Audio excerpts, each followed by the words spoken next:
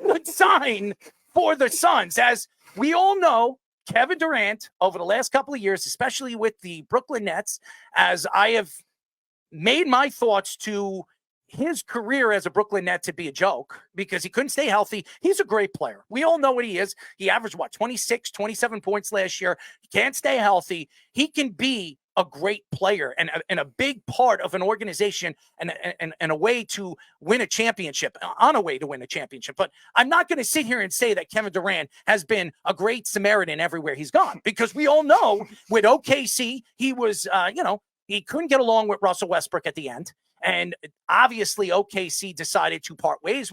Kevin Durant decided to part ways with OKC to go and win a championship, buy a winning championship with the Golden State Warriors. And he was successful, and he was a two-time playoff MVP. Good for him.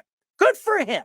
But his 7 Twitter, what do they call it? Burner accounts was a joke. And he made excuses, and his agent made excuses about it. And over the last couple of years, he hasn't been a very good team player. Honestly, the Suns last year, with some of the players from that organization saying that Kevin Durant wasn't a team player in the locker room. Also, Devin Booker and him weren't getting along in the locker room in certain aspects of the season. So, I don't know what's going on. I am not the fly on the wall over there in Phoenix. I don't know what's going on.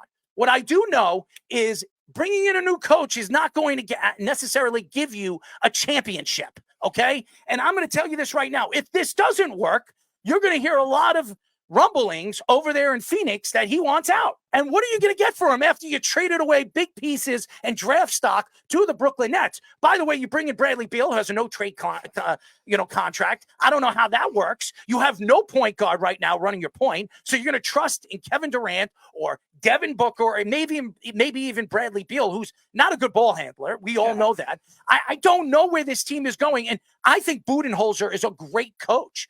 But guess what? None of those guys, besides maybe Devin Booker, could play defense. So how does that sell?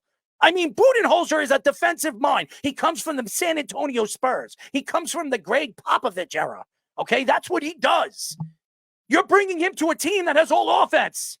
There is no defense, as we all know. Now, is it going to help? Is he going to run great defensive style, a great defensive style of game? Maybe. Maybe it opens up opportunity for guys like Kevin Durant, who's a better defensive player than people think. But all in all, I don't think he's as good as people think he is. And again, I just sit here and wonder where the Phoenix Suns are as an organization and where they're going as an organization as a whole. In the offseason, I'm trading Devin Booker. I'm trading him. I could get a lot back for Devin Booker. Devin Booker is a star. He's a superstar. And he's the only chip. He's the only piece that the Phoenix Suns have right now that anybody wants. Now, everybody's going to say, well, I'll take Kevin Durant. What are you going to get for? What do you have to trade for Kevin Durant? Kevin Durant is not worth a first-round draft pick. He might be worth a secondary player and maybe a late first-round draft pick if you're willing to trade for Kevin Durant, but you don't know what kind of Kevin Durant you're going to get back for him. Hey, how old is Kevin Durant? 35, 36? I believe. And plus you have to meet the financial demands too. Yes. He's got to pay contracts. You're going to match those financial demands too. That's a big problem. How are you going to sell that? I'm not going to sell it, and I'm not going to tell fans, hey, you know what? Kevin Durant wouldn't be a good addition to the New York Knicks, because he would be.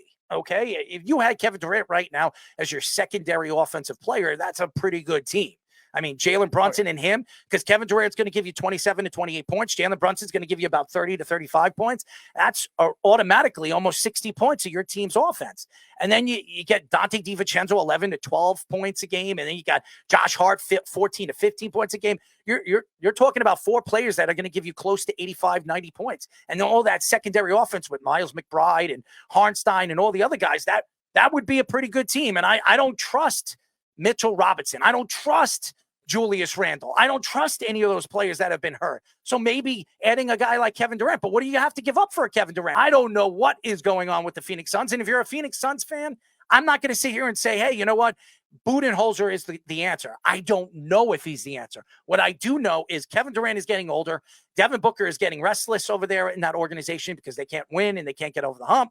They played in one finals with Chris Paul, who couldn't stay healthy. Right. Okay. And you're looking at this organization with Bradley Beal, which you have him for another 4 years, and he has a no trade clause. What are you going to do with that? Yeah, you're going to be And stuck. no first round draft picks.